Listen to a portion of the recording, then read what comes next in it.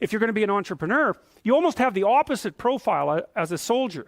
You're very high in openness and you're lower in conscientiousness, or at least conscientiousness is irrelevant. And the reason for that seems to be that, like, if you're an orderly person and you like to follow procedures and rules, it's kind of hard for you to start a company, because when you first start a company or engage in any other creative process, because entrepreneurs turn out to be the same as artists, you kind of have to, you're not operating within a rule-governed structure. In fact, there may be many times where you have to break a small rule to move properly at a higher level of analysis. There's no algorithmic way of generating a new company, right? Obviously. And so it's people who are very high in openness who happen to be good entrepreneurs. And so this is something I thought was extraordinarily cool, because we'd also already known what predicts managerial, administrative, and academic ability. And IQ is crucial for any complex job, so we'll just leave that behind. But what predicts academic ability, for example, at the University of Toronto, is intelligence, obviously, but also conscientiousness. The correlation between creativity and grades at the U of T is zero. Right. But it's not surprising. The thing is, you know, it's easy to be cynical about that, but one of the things you have to understand about creative people is that they continually step outside of the domain of evaluation structures. Right? Because if you're going to say you're going to evaluate the performance of 100 professors on their lecturing ability, well, you kind of have to measure what's common across all the professors in order to come up with the standards for evaluation. Well, that means you're not going to be able to use that structure to evaluate a particularly creative professor, because he or she is going to do something in a way that's so different that it won't show up on the evaluation measure. And of course, that's what happens in universities, you know. Somebody sent me, a couple of days ago, somebody sent me an essay that they had written for their master's thesis that was wildly creative, and they were basically told to leave the program and that they couldn't continue. Not in a mean way. What happened was that what they were thinking was so outside of the conventions in the discipline is that no one had any idea what to do with the essay. So then that's really the lot of creative people, right? They're always stepping outside of evaluation structures. And so it's not that surprising that the relationship between creativity and grades at the U of T is zero. We found out as well, by looking at graduate student performance across multiple institutions, that there was a negative correlation between creativity and graduate school performance. It wasn't even zero, it was worse than negative. Being creative was negative. And you think, well, that could make you cynical as well, but you can't be cynical in that way, because one of the things that happens in science is that science tends to progress incrementally rather than in great leaps. Now and then someone comes along who blows the structure out of a science and advances it ridiculously, like Einstein. But like, most people aren't Einstein, and maybe thank God for that. Most of the time, you're in a discipline, you understand the discipline, and then once you've developed understanding of the discipline, you know what the next micro question is that should be answered. And part of the reason that science is so powerful is because it allows people who aren't genius level creatives to make real advances in the generation of knowledge, one tiny micro step at a time. It doesn't matter if there's 100,000 people doing it and each of them is making a micro step, man. We're zipping along as fast as we possibly want to zip along. And so it turns out to be conscientiousness that's the excellent predictor of graduate student performance. That's the best predictor for law. It's the best predictor for managerial positions. It's the best predictor for administrative positions. Anything that has a structure of rules that needs to be applied, conscientiousness is a great predictor.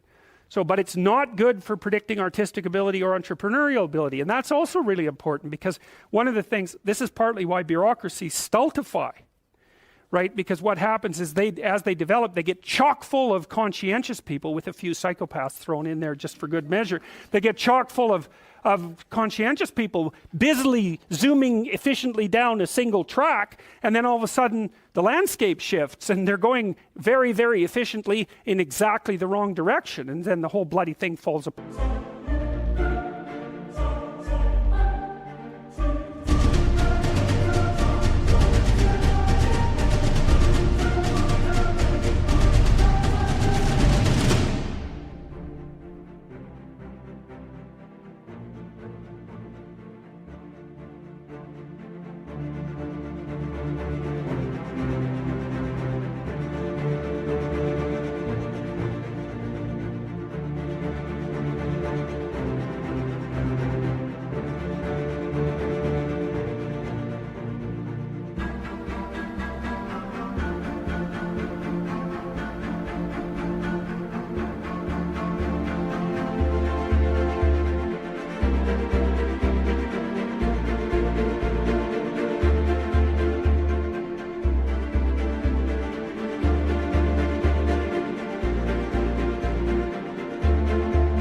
smart. So you need to have some creative wingnuts in your organization to come up with completely absurd ideas that might just on the off chance be true.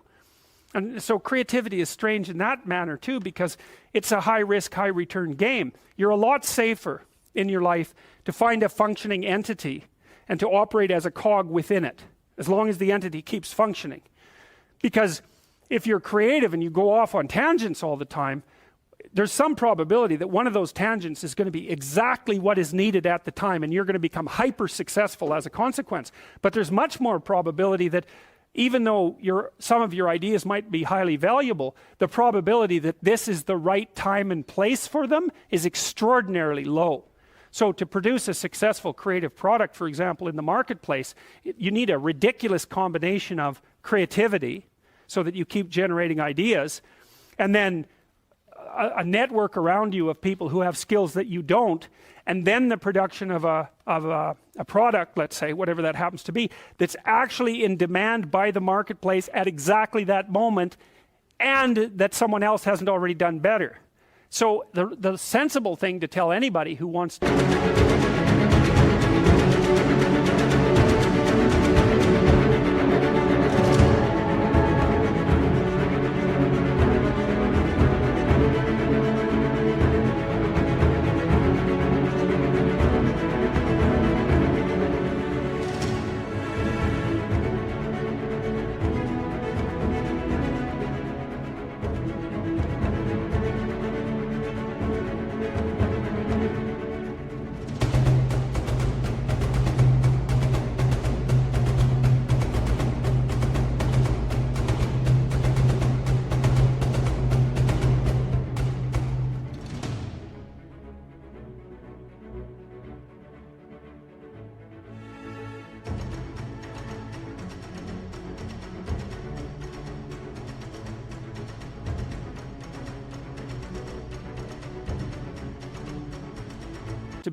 creative is, that's stupid. You shouldn't do it. It's your probability of success is so low that it's better just to do something sensible. But the problem with that is that creative people can't do that because they're creative. And if they shut down their creativity, it's like an extrovert who's gone to live in an isolated cell. A creative person who isn't being creative, they just wither and die. So they're stuck with it. But it is a high risk, high return strategy.